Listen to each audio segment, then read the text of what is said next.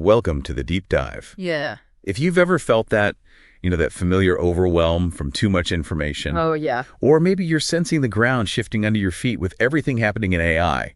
Well, then you are definitely in the right place. Absolutely. Our goal here is always to take a stack of sources, articles, research, maybe your notes, and just pull out the absolute most important, most fascinating insights. Think of it as a shortcut, right? Exactly. Your shortcut to being genuinely well-informed, maybe peppered with surprising facts, and just enough humor to keep you hooked. And today, we're diving into a topic that feels particularly relevant right now. How artificial intelligence is, well, profoundly changing the world of writing. It really is. We're going to explore this through a really specific and, I think, valuable lens, the perspective of someone who hasn't just built a career as a writer, but also around teaching writing, and someone who has wrestled firsthand with this technology as it's, rapidly evolved. That's right. Our source today brings insights from someone who's been deep in the trenches of the writing world. Yeah. Sharing their personal journey, their initial doubts, those aha moments, right, and the hard-won lessons they've learned since the explosion of AI capabilities recently. This isn't abstract theory, is it? No, not at all. It's grounded in the real experience of running writing programs, seeing how people actually learn and engage with creating content in this new era. So the mission for this deep dive is really to unpack the most crucial nuggets of knowledge from this perspective. Mm-hmm. We want to understand the fundamental shifts AI is causing, identify what skills and types of writing are becoming even more valuable. Crucial point. And most importantly, see how AI can move from being this sort of potential threat into a powerful partner for anyone who writes or works with information. Yeah, that partnership idea is key. It's totally understandable to feel that initial maybe existential crisis as a writer. Yeah, for sure. That feeling. The thought that maybe everything you know, every skill you've honed, could suddenly be obsolete. Yeah, it's scary. But our source really confronts that head on. They acknowledge the massive disruption, of course. You have to. But they counter it with a strong conviction that there is significant, even major, room for writers to not just survive in this new landscape, but truly succeed. And the key, as our source emphasizes repeatedly, is understanding how. Right. What are the new rules? What shifts are happening in the value of different types of writing? This deep dive is all about getting a concrete handle on that. Okay, so let's unpack this AI shift in writing.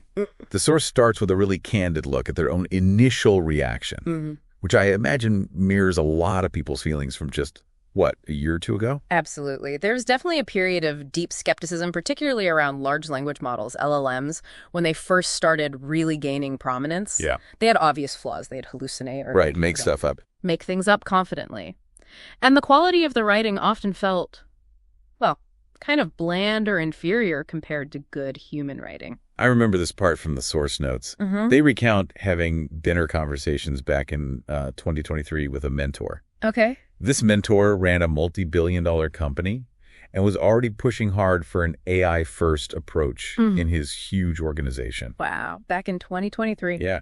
And our source was sitting there thinking, dude, I don't know. I'm kind of a skeptic. Like, if you actually use these things, they're not that good. They hallucinate all the time. I don't know. It's just no better than what a human can do. It's not even close. That feels so relatable to how many of us saw it back then. And that skepticism was, in a sense, completely valid for the state of the technology at that specific moment. Right, for then. The early performance wasn't consistently impressive and the flaws were obvious. But as the mentor wisely pointed out, the skeptic was missing one absolutely critical factor. Which was? The rate of growth. The technology wasn't static. It was improving at an exponential pace. Okay. The speed. The speed, exactly. And that brings us to the aha moment for our source, right? Yeah. The turning point where the potential value of AI became clear. It did. And it came unexpectedly during a trip to Argentina at the end of 2023. Oh, interesting. This anecdote is fantastic for illustrating the point. They were in Buenos Aires and wanted to learn as much as possible about the city while traveling. Sure. Instead of just relying on traditional guidebooks or constantly Googling things on the fly, they decided to use GPT as a kind of personal, round-the-clock tour guide.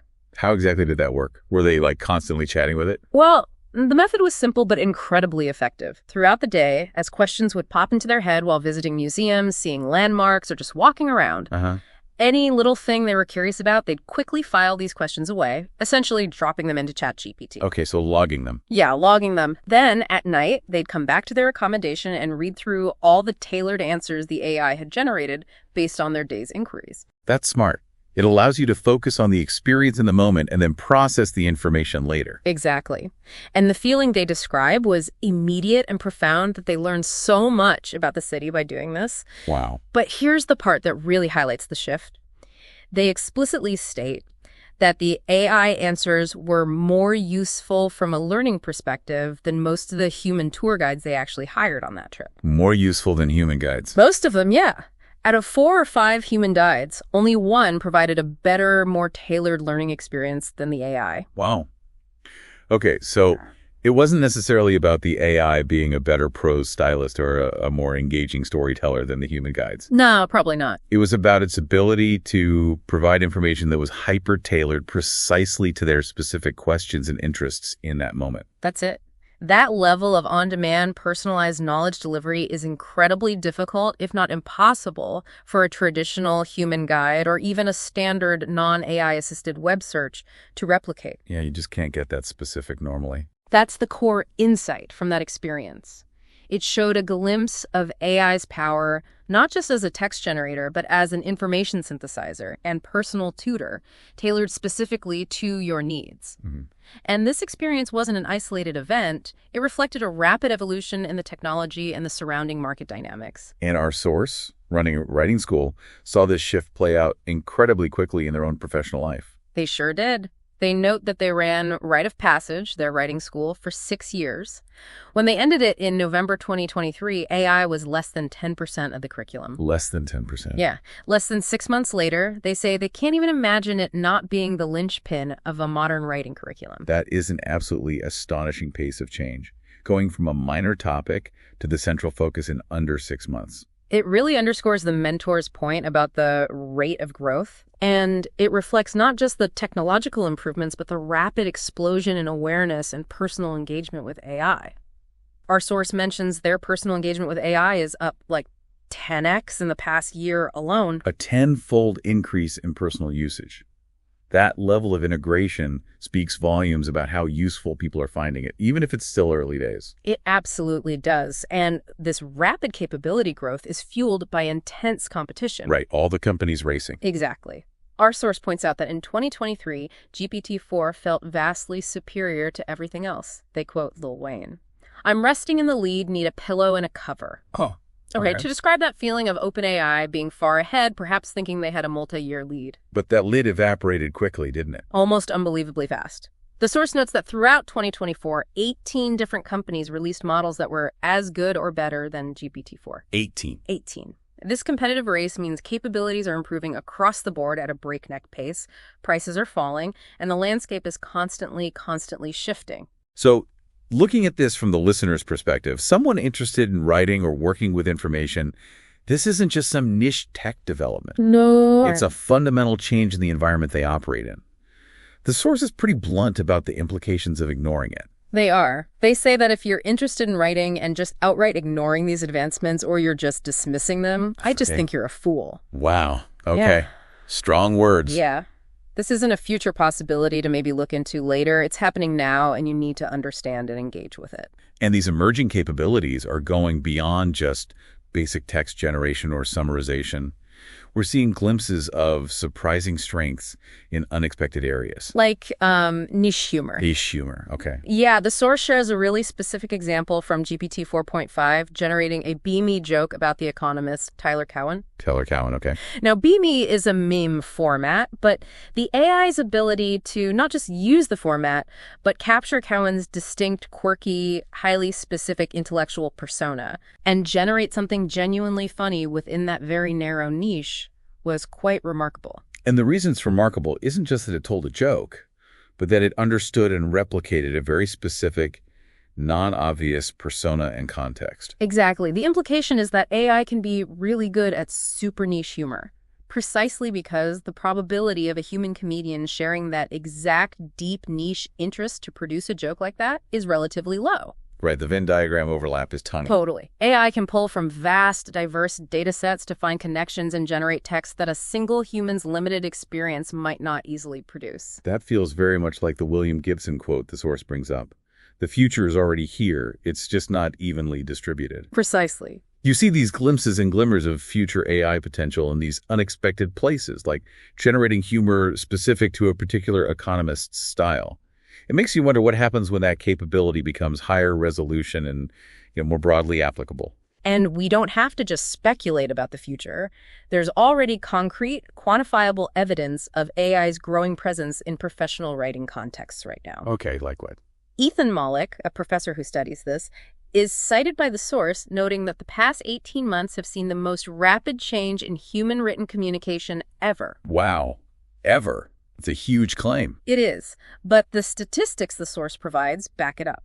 As of September 2024, a notable percentage of professional documents show signs of LLM writing. Such as? Like 18% of financial consumer complaints, 24% of press releases, 15% of job postings, and 14% of UN press releases. Okay, those are significant numbers already. And crucially, the source notes that these figures, based on documents that showed signs of LLM patterns, are likely undercounts. Right, because people edit. Exactly. The actual number of people using LLMs in their writing, even if they're carefully editing to remove obvious AI tells, is probably much higher. This isn't a theoretical trend, it's a major change that's happening now across diverse professional fields. So while we might still debate whether AI is a better writer than a human in the traditional sense, the landscape is unquestionably shifting. And this shift impacts not just producing writing, but how we consume it too. Absolutely. The source makes a striking observation here, estimating that a full-on half of what I read probably is basically generated by an AI at this point. Half. That's a massive proportion of one's reading diet. Isn't it? And the reason for this, again, ties back to efficiency and tailoring. Right. Our time is finite. If AI can quickly generate content that is perfectly tailored to your specific interests and needs right now, you are naturally going to spend less time sifting through generic human-generated content that might be high quality but isn't as relevant to your immediate query. It's the difference between asking an LLM, teach me about Waffican cheese, and getting a concise, tailored summary. Right. Versus slogging through pages of generic Google search results, travel blogs, restaurant reviews, hoping to piece together the information you need. Exactly. But the source points out that the real power here, something often underestimated by those who only use free versions of AI, lies in the capability for deep research reports. Okay, deep research. This is available in the paid versions of tools like ChatGPT and is described as being so good. How does this deep research capability go beyond a simple AI summary? What makes it deep? Well, it uses a more advanced underlying model, referred to as O3 in the source's context, which is designed to scan the internet extensively for information relevant to your query, and then synthesize it into a comprehensive, tailored report. It's not just pulling snippets, it's performing a directed, in-depth analysis and synthesis. The examples from the source are particularly compelling because they're so specific. Let's go back to the Austin flora and fauna one. Okay, yeah, that's a great one. So the source lives near Lady Bird Lake in Austin and often walks between their apartment and office. Right. They wanted to make this daily walk more interesting by learning about the nature around them, specifically how it changes as spring arrives in Austin. The prompt they gave to the deep research tool was incredibly precise.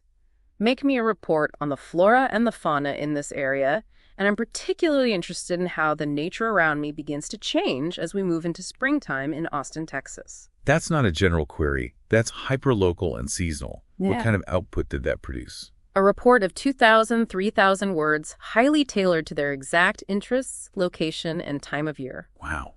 And the time investment? Minimal. About 20 seconds to write the prompt and around 5 minutes to wait for the report to be generated.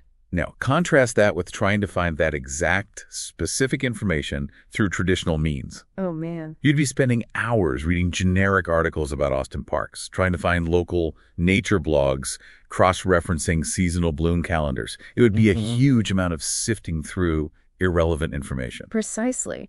The AI delivers something incredibly specific to your needs without requiring you to do the time-consuming manual sifting. Okay, give us the other example, the I-35 one. Right, the I-35 traffic history example.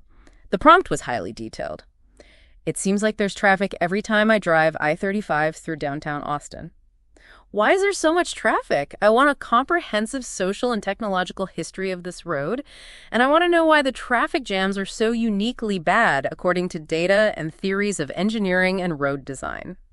That query sounds like something someone might write an entire academic paper or even a book about. It absolutely could be, and that's the point. The AI took that complex, multifaceted query and delivered a tailored, specific report after about a 12-and-a-half-minute wait. 12 minutes? Yeah, and the source suggests that while the objective writing quality of this AI output might be rated lower than the best human writing, maybe a 710, they say, Okay, it's going pretty good. the tailored quality is often 1010. So for a specific immediate learning need, the slightly lower objective writing quality is a more than acceptable trade-off for perfect relevance and incredible efficiency. Exactly. You get exactly the information you need synthesized for you almost instantly. This leads to a really important point the source makes about redefining quality in writing or information consumption. Okay. We often think about objective quality, the prose, the structure, the insights of a classic book like Gibbon's The Decline and Fall of the Roman Empire. Right, or Carroll's The Power Broker. Exactly. Those are undeniably high-quality, influential works in their own right, peak objective writing quality. Sure. But as the source points out, that's only one dimension of quality when we as readers engage with text. The Power Broker might be objectively great, but it's only relevant to you if you're interested in Robert Moses and New York City history. Right. If you're not, it's just a big book. Exactly. Gibbon's is objectively brilliant, but irrelevant if you don't care about the Roman Empire. The other half of quality is how tailored a piece of writing is to your specific interests and needs right now. Ah, okay. So objective quality versus tailored quality. Precisely. And the second dimension, tailored quality, is where AI excels, as shown by the Austin Nature or I-35 traffic examples. It can create content that is uniquely relevant to you. Right. So while AI might not yet match the objective literary quality of the absolute best human writers, the Carrolls or the Gibbons, its strength lies in providing unprecedented levels of personalized and relevant information. This ability to provide perfect tailoring on demand is fundamentally changing what we choose to read and how we acquire knowledge. Okay, so AI is becoming incredibly powerful for tailored research and rapid content generation.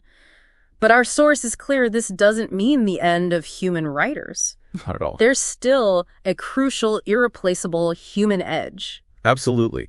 The source doubles down on a traditional benefit of writing that AI doesn't replicate. Yeah. The act of putting fingers on the keyboard, of wrestling with ideas by articulating them in writing. Just the process itself. Yeah, that process of thinking through writing leads to a crystallization and clarification of thought in a way that simply prompting an AI doesn't achieve. But as the source also acknowledges, the economic landscape is shifting. It's going to get harder to make money solely from certain types of nonfiction writing, particularly content that is primarily factual, descriptive, or easily replicated. That's stark reality. The number of people who can succeed and earn a living wage simply by writing factual reports or synthesizing publicly available information in a way that AI can now do quickly and cheaply, well, that number will likely decrease. So writers need to up their game. Essentially, yes. To stand out and be valued, writers' work needs to get better and better, offering something beyond what AI can easily produce. So what kind of nonfiction writing will endure and thrive in this new world? The source offers a clear heuristic, right? A principle to identify AI-proof writing. They do. The core principle is this.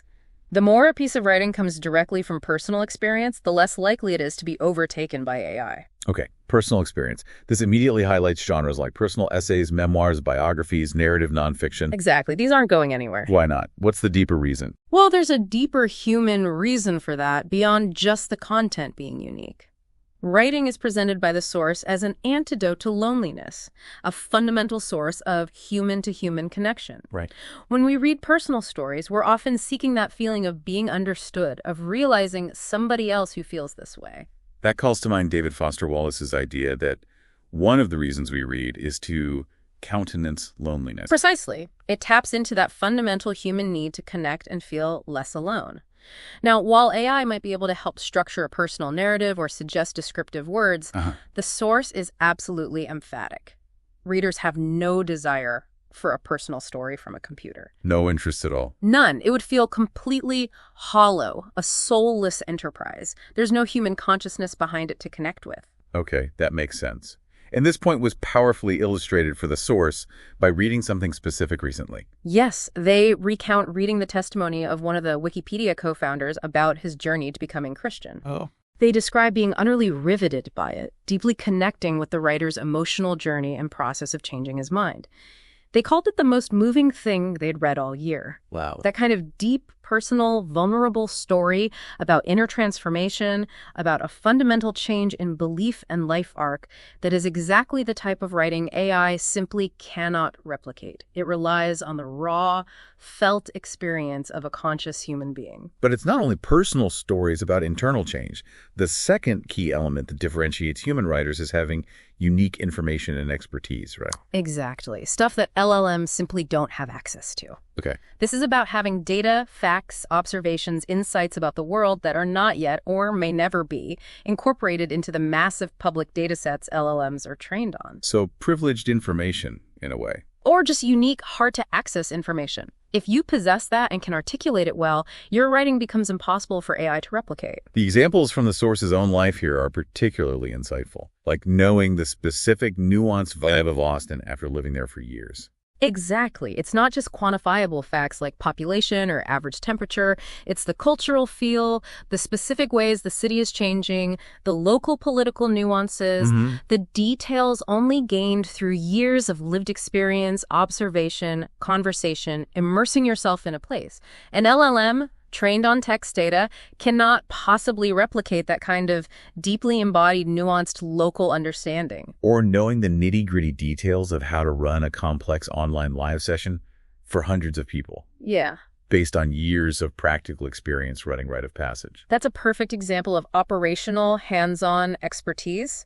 It's practical knowledge gained through doing, through trial and error, through solving unforeseen problems in real time. Right. Stuff you can't just read about. Exactly. That kind of practical lived knowledge isn't easily codified in training data in a way that allows AI to perform the task itself or write authentically about the experience of performing it. Okay. And the third type of unique info. And then there's cutting-edge, up-to-date information, the kind that circulates in tight professional or social circles. Whispers. Yeah, shared in whispers, private conversations, closed-door conferences before it ever hits books, widely crawled websites, or the general public data that LLMs train on. Like the YouTube algorithm example. Like insights into the current state of the YouTube algorithm, as the source mentions, gained from recent private discussions with friends who are working on it.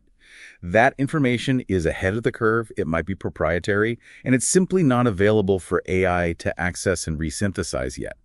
It requires human presence and connection within specific informed communities.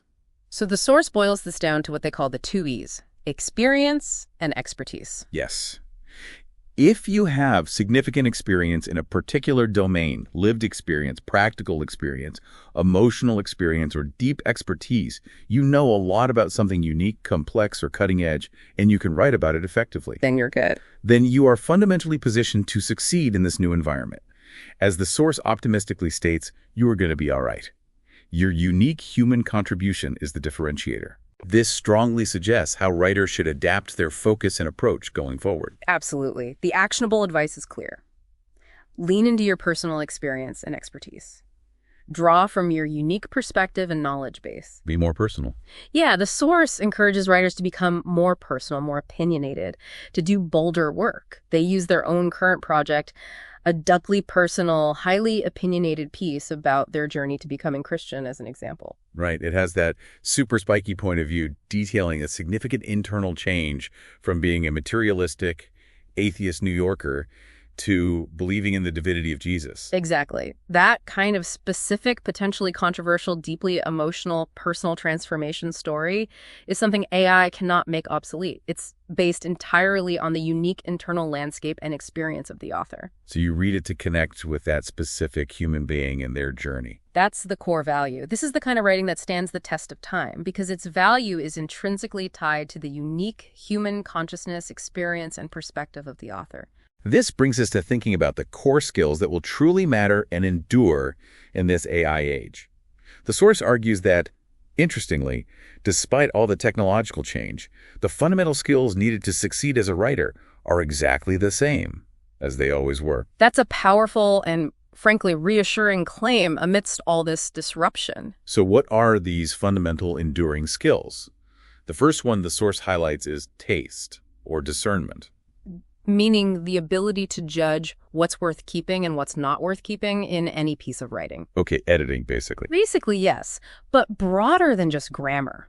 Think about the writing process. Whether you're generating words yourself or using AI to generate text, the vast majority of that initial material. The first draft. Yeah, the first draft, the brainstorming output, it's discarded or heavily edited. AI simply allows you to generate more raw material, which then requires even more of this critical discerning eye. It's like that famous quote about sculpting, that the sculptor simply removes everything that isn't the final statue. Precisely. That principle applies directly to both human writing and AI-assisted writing. The core point is that so much of it is just taste and discernment. AI will produce junk, just like humans do. The essential enduring skill is recognizing that junk, understanding what good writing is, and knowing how to shape and refine the material, whether you wrote it or the AI generated it, into something truly good. Okay, so taste. What's the second key skill? The second key skill the source identifies is having a spiky point of view. A spiky point of view. Explain that. This is defined as having a unique insight or a strong belief about the world that differentiates you. It's a bold take, an idiosyncratic take. Okay. It's related to the Peter Thiel interview question. What do you believe about the world that's true that very few people would agree with you on? These are the secrets that only you or very few people might know or believe. And these secrets, these unique perspectives, remain incredibly valuable, precisely because AI is inherently trained on the consensus. That's the key limitation of AI here.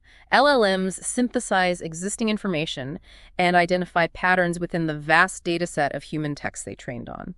They are built on the average, the common, the widely accepted. Right, they average out. They don't easily generate truly original counter-consensus insights or bold takes born from years of unique thought, experience, or access to non-public information. Like the Friends education idea. The example of the Friends' crazy idea about the future of education is perfect here. The idea of a school with coaches, using AI apps for learning, only 2 hours of academics a day, with the rest focused on life skills. Yeah, sounds radical. Most people hear that and think it's insane, but it comes from 25 years of deep thinking, running a real school, Alpha School, and having practical data to back up the ideas. Okay. It's grounded. Exactly. That kind of conviction, that specific, deeply considered outside-the-box perspective born from unique experience and expertise, that is something AI cannot replicate. It can summarize existing educational theories, but it can't generate that specific conviction and vision. So these two skills, taste discernment and a spiky point of view, are presented as a major white pill for writers. Yeah, a reason for optimism. They were crucial in the past, they're crucial now, and they will be crucial in the future, regardless of the tools available. They are the human differentiator. AI can augment, assist, and accelerate, but it cannot replace the need for a discerning eye and a unique perspective rooted in human experience and thought. This leads to a fascinating analogy the source uses to think about AI's future impact on writing. Is it more like the impact of computers on chess or on music? Right. With chess, computers are now objectively better than the best human grandmasters. Yep, Deep Blue, AlphaZero. But people still watch human chess players. Why? For the drama, the rivalry, the psychological battles, the human element. We care less about perfect play and more about the human struggle and story. Okay, so that's chess. What about music? With music, on the other hand, when you listen to a song, you generally care about whether it's good, whether it slaps, whether it's a banger, whether it has a great vibe. Right, you just like it or you don't. You typically don't care how it was made. Was it recorded in $1 million studio or a bedroom? Was sampling used? Remember, sampling used to be taboo. Sure. But now it's completely normal. So which one is AI in writing like? And the source argues that AI's impact on writing will be much more like music. The focus will increasingly shift to the objective quality of the final output. So, is it good? Not who or what wrote it. Exactly. The question will be simple. Is this writing good? Not, was AI used to help create it? They make a compelling prediction based on this, that in 10-15 years, the moral aversion many people currently feel towards using AI in writing. Yeah, that feeling that it's cheating somehow. It will largely disappear, similar to how sampling became accepted in music. The ultimate goal will simply be the best writing, period. Whatever tools or process allows you to achieve that highest quality. It's about the final product, not the manufacturing method. This is comparable to special effects in movies. We don't care if CGI was used, but we do care if it looks bad. Exactly. Bad CGI ruins the experience because it looks fake and breaks the immersion. Similarly, poorly used AI writing what the source calls slop is infuriating. Okay, let's define this concept of slop more clearly. The source defines slop as when simply publishing or getting something done is more important than the quality of what you publish. Getting it out the door versus making it good. Right. And they argue that much of online writing over the past decade or more has actually been driven by incentives that prioritize this very concept of slop over quality. The prime example given is SEO-driven content, particularly on websites designed primarily for advertising revenue, like many recipe blogs. Yes. You just want the recipe, right? Please, just the recipe. But you're forced to scroll through an endless backstory, photos, often irrelevant filler content before you get to the actual instructions. Oh, yeah, annoying. This is designed purely to increase time spent on page to serve more ads, because that's what Google's ad model historically rewarded. It's the very definition of slop, adding unnecessary length and padding purely for algorithmic gain or ad revenue, not for the reader's benefit or the quality of the content. Right. And you want the quick, tailored answer, which is precisely what a tool like ChatGPT can provide, cutting directly through the slop. And the source is candid enough to admit they used a similar strategy in their own online writing and teaching career. Yeah, they own up to it. Right. Keeping a niche, writing consistently like a weekly newsletter or tweeting constantly. Prioritizing that consistency and distribution over absolute peak quality in every single piece, because for a long time, distribution was king. So getting eyeballs mattered most. Exactly. Even if something wasn't the best thing they'd ever written, you publish it weekly to maintain presence and audience. And that strategy worked because having a large audience or strong distribution channels was often more valuable economically than having consistently excellent content. But according to the source, this age is gone. Gone, kaput. Because now writers are competing with AI. Exactly. AI can produce competent, generic content quickly and at scale. This fundamentally raises the bar for human writing. So quality matters more now. Quality is now becoming king again. Content needs to be really good, possessing that taste, that unique perspective, that human insight to stand out and rise above the sea of easily replicable AI-generated output. So in a way, AI's ability to produce infinite quantity potentially ends the era where quantity trumped quality by forcing a renewed focus back onto genuine excellence as the key differentiator. That's the argument. The algorithms ideally will learn to prioritize the truly exceptional human work, whether it's high in objective quality, perfectly tailored, or rich in unique human experience over the easily generated slop. This brings us to a crucial distinction the source makes about how successful writers are using AI. It's about writing with AI, not for AI. This is a fundamental difference. No writer who is respected or producing great work thinks AI can simply do the writing for them. Right, they know its limits. They understand AI's limitations. But many, if not most, are writing with it, integrating it into their process. The San Francisco example the source uses is incredibly clear on this distinction. Yeah. Asking ChatGPT to simply write a piece about the city being destroyed by bad politics would, as the source puts it, produce absolute nonsense. Why? Because AI lacks the human experience. An LLM can access articles, statistics, news reports about crime rates, homelessness, political decisions, economic trends in San Francisco. Oh, sure, it could pull data. It might even give you historical context using a deep research tool, but it cannot capture the life and the heartbreak of living through that reality. It can't write about what it feels like to live there. Exactly. It doesn't have the emotional depth or the specific sensory details of lived experience. But you absolutely can write with AI on that topic. How? Okay, how? You use AI for what it's good at gathering background information, maybe structuring arguments, fact-checking statistics. Right, the research part? Right. Use the deep research tool to get historical context on urban decay or specific policy decisions. But then you weave in your personal stories. Okay. The human element. The ones that bring the topic to life and provide the emotional weight AI cannot generate.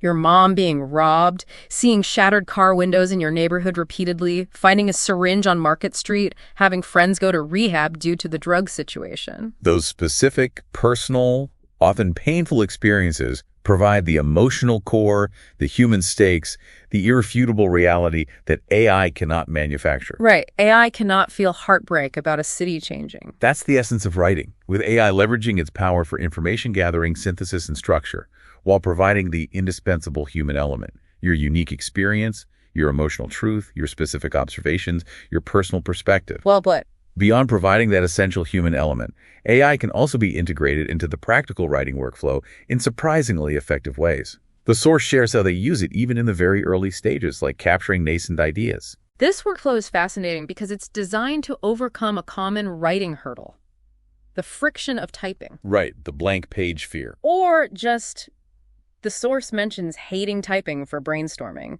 finding it disruptive to their flow of thought. So they use voice-to-text tools, often while walking around the office or outside. Tools like WhisperFlow or SuperWhisper are mentioned specifically. Yeah, good tools. Praised for being incredibly accurate, far better than older options like Siri, even learning the user's personal phrasing and speaking style. The value here is speed and naturalness. You can speak, say, 800 words of thoughts in maybe 5 minutes. Well, that's fast. Then you take that high-quality transcript and feed it into an AI tool like ChatGPT 4.5 and ask it to process your spoken ideas, turn them into a structured outline, or even draft them into prose. So the AI acts as a scribe and initial organizer for your raw stream of consciousness. Yes, taking your verbal thoughts and giving them form. But goes further than just transcription and formatting. You can immediately ask the AI for feedback on what you just said. Like what? Like, based on what I just dictated, what ideas felt particularly interesting? What stories sound like they need more detail? Where were my transitions unclear? It's like getting instant feedback on a rough draft of version 1 of your thinking, allowing you to quickly identify areas that need more development or clarification before you even really start typing. And this ability to get instant feedback leads to AI's role as a powerful thinking partner. Okay, a thinking partner. The source describes using AI in this way as facilitating a dialogue that's so much more generative than trying to work through complex ideas alone in your head or simply writing linearly. What are some techniques for using AI as a thinking partner? How does that work? Well, one technique is asking the AI to interview you about your own work or ideas based on established principles. Okay. For example, asking it to interview you about characters in a story like Brendan Bryan, based on principles of good character development from Hollywood screenwriting or classic literature. So it asks you questions. Yeah, the AI asks probing questions, forcing you to articulate details and motivations you might not have explicitly thought through yet. Or simply asking for critical feedback on your arguments or writing. Right. What are the weakest points in this argument? What parts were most boring or confusing? What areas should I double down on? What's still needed for this story to truly work? Going back to the San Francisco example with the mom story, the AI might ask clarifying questions you hadn't considered. What did she look like? What was she wearing? How old was she? Could the weather, like the famous San Francisco fog, serve as a motif or reflect the mood? Right, pushing for more detail. These kinds of questions push you to add sensory detail and thematic depth. The benefit is immediate, fast, and free feedback that challenges your thinking and helps you explore angles or details you hadn't initially considered, enriching the final output. And the source takes this even further, mentioning using an argumentative mode like that offered by Grok. Argumentative mode. Yeah, you feed it a high-conviction idea you have, maybe something you're absolutely sure is true, and tell the AI to argue against you, to challenge your core thesis from every angle. I remember the anecdote where the AI essentially called them lazy. Yes. They fed it something they believed strongly, and the AI, in its argumentative persona, pushed back hard, essentially saying, you're just using me for answers because you're too lazy to think it through yourself. Whoa. This provoked a strong reaction, forcing the source to articulate why they use AI not for easy answers, but to be pushed to ask better questions, to shine a spotlight on insights hidden within their own mind that they wouldn't find alone. They frame this process as finding treasure boxes of insight. It sounds like AI can be a personalized sparring partner for your ideas. Exactly. And the beauty is you can direct the AI, tell it to be argumentative or supportive or to play devil's advocate. Right. And the stakes are low. Arguing intensely with an AI doesn't damage a human relationship. Good point. And a great practical tip they offer. At the end of a thinking session with AI, ask it for a summary. Right. Ask for a summary of the key points you made, the pushback it gave, and the questions you should consider next time. This captures the insights from the dialogue. This capability is why, as the source notes, high-level people mentioning Microsoft CEO Satya Nadella and a friend who runs a company with over 2,000 employees find talking to LLMs for thinking or strategy sessions incredibly useful. Sometimes more useful than human conversations, they say. Right, because of the AI's ability to process and recall information instantly and engage in focused dialogue without distraction, it really speaks to the current capability of these tools as partners for thought. It really does. Another killer application where AI excels, and humans frankly don't, is memory and contextual aid. Oh, yeah. As the source humorously puts it, humans are really bad at memorizing things. A relatable example is the embarrassing steakhouse date story, being told twice that your date doesn't eat red meat and then ordering a giant steak for the table anyway. Human memory is profoundly fallible and selective. Huh. Yeah, we've all been there. AI, on the other hand, is really good at remembering past conversations, notes, context, across vast amounts of information. This is where AI note-takers for meetings, like granola, become incredibly valuable. They record transcripts, non-audio, just text, summarize the meeting, and crucially allow you to search the transcript later for specific points or decisions. Like finding that exact intro script wording. Yeah, the source gives the example of being able to instantly retrieve the exact wording of the intro script they had discussed in a recent meeting. And the speculation here is both exciting and a little bit, well, maybe uncomfortable depending on your privacy comfort level. Mm-hmm. The potential future use case of asking AI to summarize past conversations with specific individuals, like, tell me the key points from my lunch with Sarah 2 years ago, is technically becoming feasible. Right, the data is there, or potentially could be if we opt into such systems. Setting privacy considerations aside for a moment, the sheer power of having that kind of memory aid is immense. And beyond personal memory. Beyond personal memory, AI can look across vast amounts of organizational information, internal memos, emails, chat logs, documents within a company to provide context and connections that no single human could possibly retain or access quickly. This leads to a provocative idea the source touches on, based on a prediction from David Perell about AI potentially consolidating power for leaders in large organizations. The prediction is striking. That AI copies could perform many of the tasks currently done by layers of management. This would allow a massive company, like Google's scale, to potentially run much more aligned with a single coherent vision of the leader. Like an AI version of the CEO. Almost like having an AI Sundar, referring to Google's CEO. The leader articulates the vision, and AI ensures that vision is disseminated, interpreted, and acted upon consistently across the organization by reviewing and shaping communication and strategy. And the theory is that managers might be more receptive to AI than rank-and-file employees. Yeah, why is that? Because their job functions.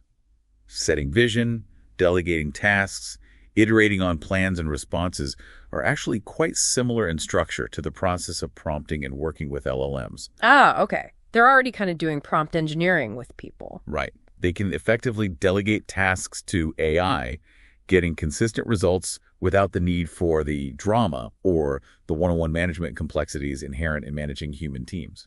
Whereas for rank-and-file workers, the core tasks of their job often feel more fundamentally changed or automated by AI. Makes sense. Navigating this rapidly evolving AI landscape means understanding the tools themselves.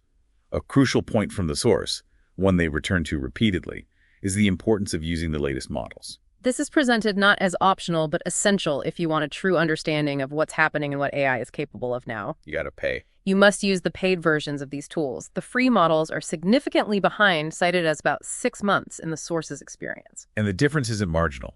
The cutting-edge models are so much better. Right.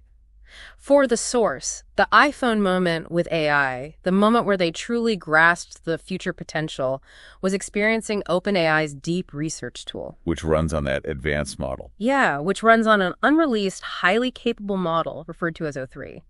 It was like seeing the first iPhone before the App Store existed, even in its early form. It represented such a clear step change in capability that you knew it was going to change everything. It made the future feel present. This is a direct critique of common behaviors among AI skeptics. Exactly. Skeptics often try AI once, get a suboptimal output, maybe from a free, outdated model, and give up, concluding AI isn't good. Right, one bad draft and they write it off. It's like trying a new colleague's first rough draft and deciding they're useless forever. Or they say AI isn't good because they only use the free, inferior versions, which becomes a self-fulfilling prophecy. So the call to action is clear.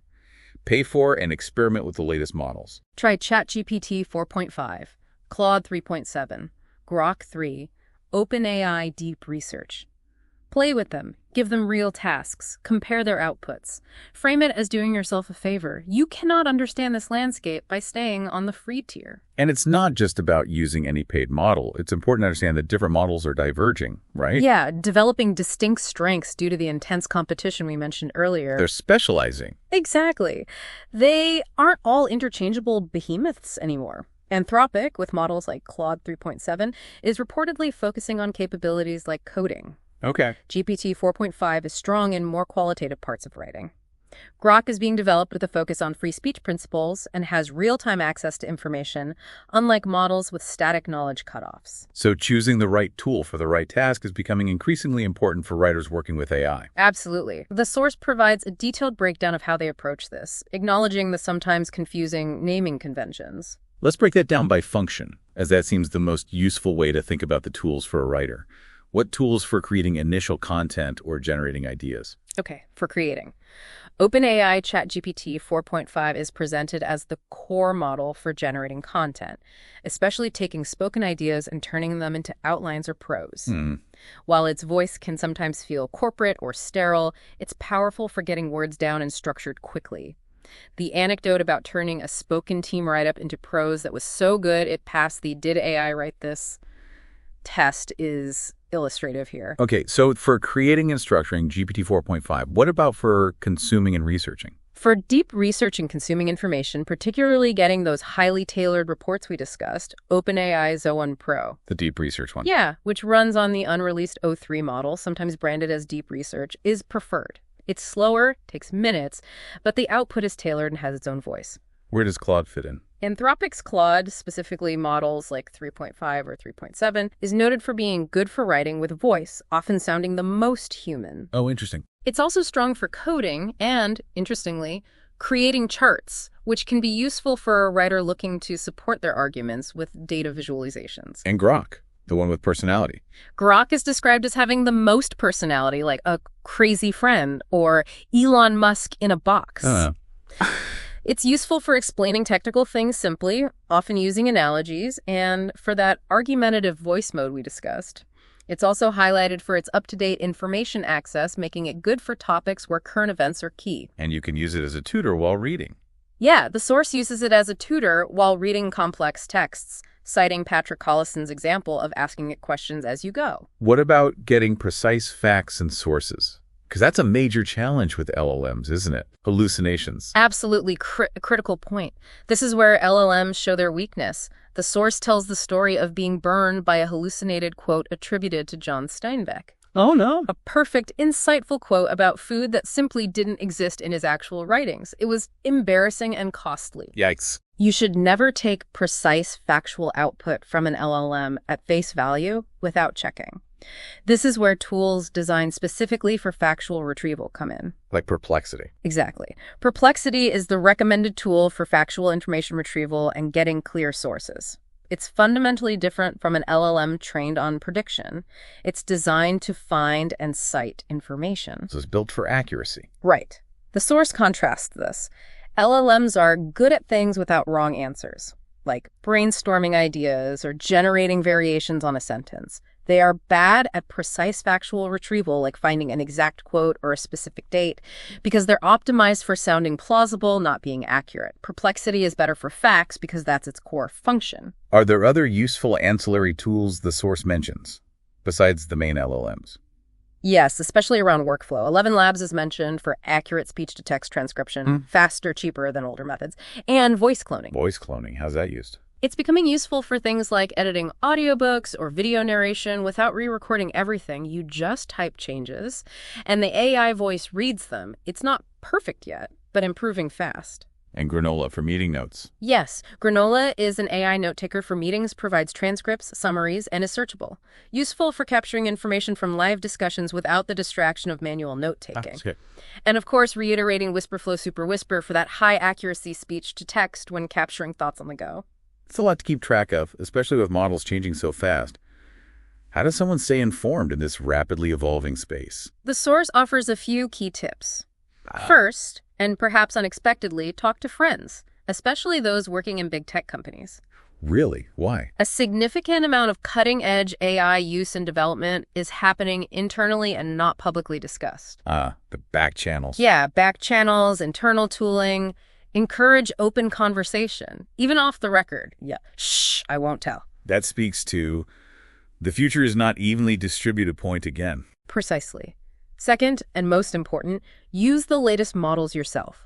You cannot understand the pace of change and the capabilities without firsthand experience with the cutting edge. And Third, read scientific studies, like the Nature article the source mentions, which found AI-generated poetry was indistinguishable from human poetry, and sometimes even preferred. This kind of research pushes boundaries and challenges assumptions about where human creativity is uniquely valuable. the source even throws in a more speculative, almost science fiction-like potential outcome that highlights the vast unknowns here. Yes, the idea of potentially using AI to communicate with animals in the future. Communicate with animals, like Dr. Dolittle. Kind of. Using it to analyze and maybe even interact with complex communication forms, like chirping with the birds. It's presented as a potential second or third order effect of AI, something far out, but illustrating how fundamentally AI could change our understanding of the world and our place in it. It really underlines that we are just at the beginning of understanding AI's implications. Exactly. And the key takeaway from this section is that models are not monolithic. They are developing distinct personalities, strengths, and capabilities due to competition and directed development. Understanding these differences and staying current is crucial for effectively leveraging AI as a writing partner. Looking back at this deep dive into the source material, it's clear AI is far more than just a spell checker or a grammar tool. Oh, way beyond that. It's a transformative force reshaping not just how we write, but how we learn, how we research, and even how we think. It fundamentally challenges our traditional notions of quality, forcing us to recognize the immense value of tailored, specific information delivered efficiently, alongside the objective literary merit we've always valued. And while it automates certain tasks and offers incredible efficiencies, this shift simultaneously highlights and increases the value of what remains uniquely human. Right. Our lived experience, our unique expertise, our discerning taste, and our bold personal points of view. AI becomes a powerful partner for research, for brainstorming, for pushing our thinking, for capturing ideas seamlessly. It's a tool to help us express our unique human contribution more effectively, not replace it. Navigating this new landscape means embracing the technology, actively using the latest tools, experimenting with different models to understand their strengths, You have to experiment. and constantly focusing on cultivating those core human skills, taste, and a spiky point of view. The source's personal integration is a powerful illustration. 10-20 AI interactions a day, talking to AI more than any single human. Wow. Relying on it for deep research, instant feedback, argumentative thinking, effortless idea capture. They clearly demonstrate how indispensable it has become in their workflow. If, after hearing all this, you still feel a bit skeptical, the source's #1 recommendation is simple and practical. Try the deep research feature yourself. Yeah, just give it a shot. Pick a genuine, specific query about something you are truly curious about that would be hard to research traditionally, and see how good the tailored result is. That personal experience can be the iPhone moment you need. And for those who want to go deeper, the source mentions a PDF with notes and specific AI prompts they use, available via email sign-up at pll.com. Z's long. Okay, good resource. They also recommend a specific interview with Tyler Cowen that delves further into reading with AI, the role of AI in academia, and the value of secrets in an AI-saturated world. And of course, engaging in the comments or community around the source material is encouraged for further discussion. This deep dive has shown us AI's disruptive power, but also its incredible potential as a creative and intellectual partner. Yeah, if used correctly. Provided we understand its strengths and limitations and double down on what makes our human contribution unique and valuable. So let's leave you with a thought from the source material to ponder as you navigate this changing landscape. If the measure of writing quality is increasingly shifting from who wrote it to simply how good the final output is, Right. and AI allows for unprecedented levels of personalization and efficiency in generating output, how will we define the value of human authorship in a future where perfect tailoring is easily achieved?